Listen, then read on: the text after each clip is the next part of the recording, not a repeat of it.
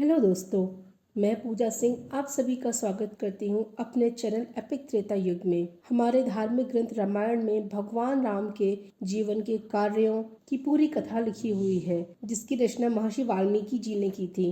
रामायण में कुल 24,000 श्लोक हैं। रामायण हिंदू धर्म का पवित्र ग्रंथ है, लेकिन कुछ श्लोक ऐसे भी हैं जो प्रभु राम के अस्तित्व पर सवाल उठाते हैं और रामायण जैसे धार्मिक ग्रंथ पर सवाल उठाते हैं। उसको सत्य न समझकर सिर्फ कहानी समझते हैं।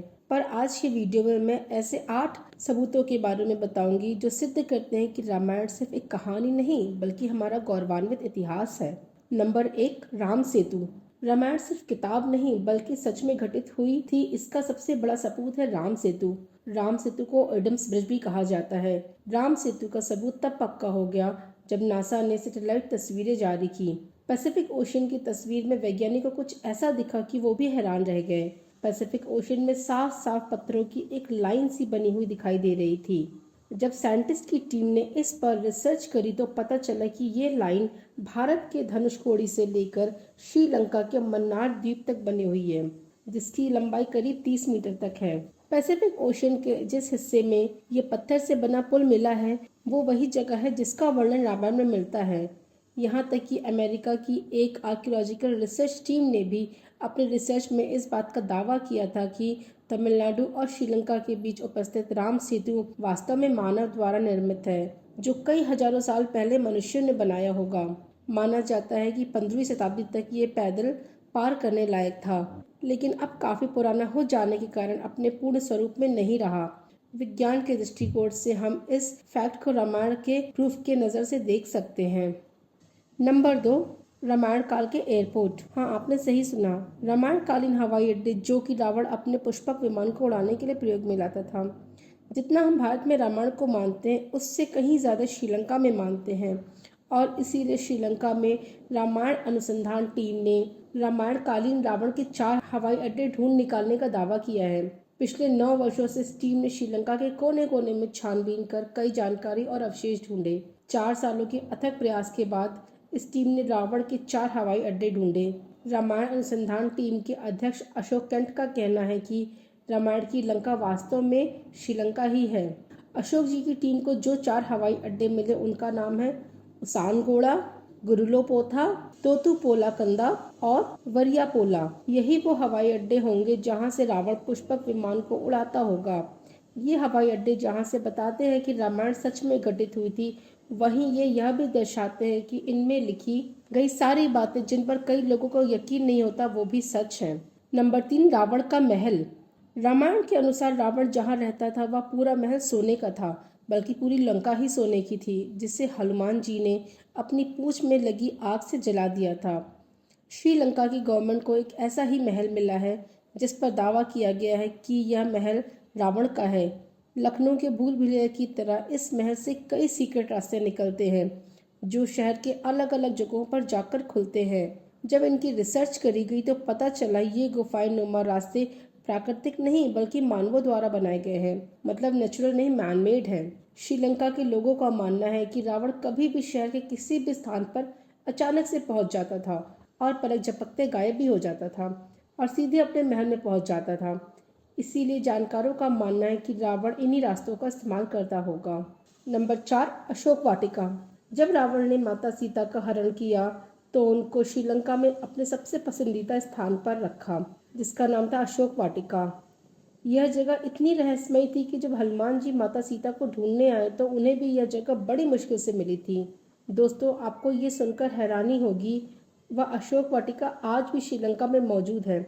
ऐसा मानते हैं कि आलिया पर्वत की गुफा में माता सीता को रखा था रावण ने। ये सीता एलिया नाम से प्रसिद्ध है। यह सीता माता का एक मंदिर है जिसका नाम है वीरांग टोक। यहीं पर माता सीता को रखा गया था। दोस्तों, रामायण में इस बात का जिक्र मिलता है कि अशोक वाटिका में अशोक के वृक्ष बहुतायत में थे, इसीलिए इसका नाम अशोक वाटिका रखा गया था। और आपको सुनकर आश्चर्य होगा कि जैसा रामायण में लिखा था आज भी वहाँ वैसा ही गार्डन है। इससे बड़ा सबूत और क्या होगा।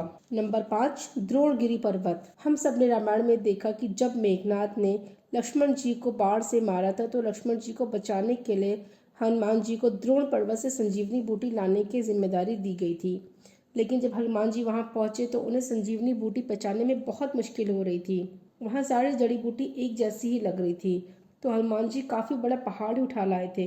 कहते हैं आज भी वहाँ द्रोणगिरी पर्वत पर वह निशान है जहाँ से हनुमान जी ने उसे तोड़ा था। श्रीलंका में हिमालय की जड़ी बूटियों का मिलना इस बात का सबूत है कि संजीवनी देने की घटना पूर्ण रूप से सत्य है, क्योंकि यह जड़ी बूटियों के पौधे उसी स्थान पर मिलते हैं जहाँ लक्ष्मण जी को संजीवनी दी गई थी, जबकि बाकी कहीं भी इस प्रकार की कोई जड़ी बूटी नहीं मिलती। नंबर 6, राम सेतु के पत्थर। भगवान राम ने श्रीलंका से सीता जी को वापस लाने के लिए वानरों की सेना के साथ मिलकर लंका तक पत्थरों का पुल बना दिया। कहा जाता है इसी पुल पर चलकर पूरी सेना श्रीलंका पहुंची। राम सेतु के पत्थर पानी पर तैरते थे। राम सेतु में इस्तेमाल करने वाले पत्थर आज भी पाए जाते हैं। रामेश्वरम में सुनामी के दौरान कुछ पत्थर जमीन पर आ गए थे। शोधकर्ताओं ने जब उन पत्थरों को दोबारा पानी में डाला तो वो पत्थर फिर तैरने लगे, बल्कि बाकी पत्थर पानी में डूबने लगे। शोधकर्ताओं के अनुसार पुल बनाने के लिए जो पत्थर प्रयोग में लाया गया उसे प्यूमाइस स्टोन कहते हैं। यह पत्थर पानी में नहीं डूबता। तैरने वाला ये पत्थर ज्वालामुखी के लावा से आकार लेते हुए अपने आप बनता है। ज्वालामुखी से बाहर आता हुआ लावा जब वातावरण से मिलता है तो उसके साथ ठंडी या उससे कम तापमान की हवा मिल जाती है। ये गर्म और ठंडे का मिलाप ही इस पत्थर में कई तरह से छेद कर देता है, जिस कारण ये पत्थर पानी में नहीं डूबता। अब इन पत्थरों के पीछे का विज्ञान भी रामायण के समय उनको पता था। उन्होंने इस तकनीक का उपयोग राम सेतु को बनाने में किया था। दोस्तों, ये रामायण का एक ठोस और मजबूत सबूत है। नंबर 7, सुग्रीव की गुफा।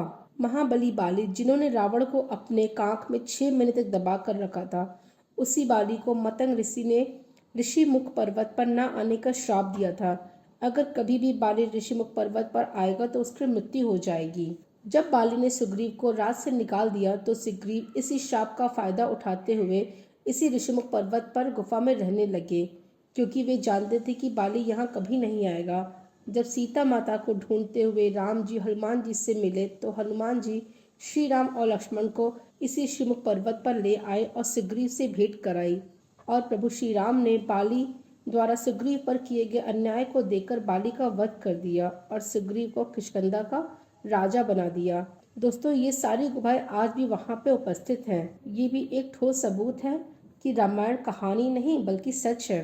नंबर 8, जली हुई लंका के सबूत। रामायण के अनुसार जब रावण ने हनुमान जी की पूंछ में आग लगाई थी तो उसी आग से हनुमान जी ने पूरी लंका में आग लगा दी थी और पूरी लंका जल गई। अभी कुछ एविडेंस मिले हैं जिन्हें लेकर कहा जा रहा है कि लंका के जलने के सबूत आज भी वहां मौजूद है। जिस जगह पर श्रीलंका को जलाया गया था वहां की मिट्टी आज भी काली है, जबकि उसके आसपास की मिट्टी का रंग वैसा ही है जैसा नॉर्मल मिट्टी का होता है।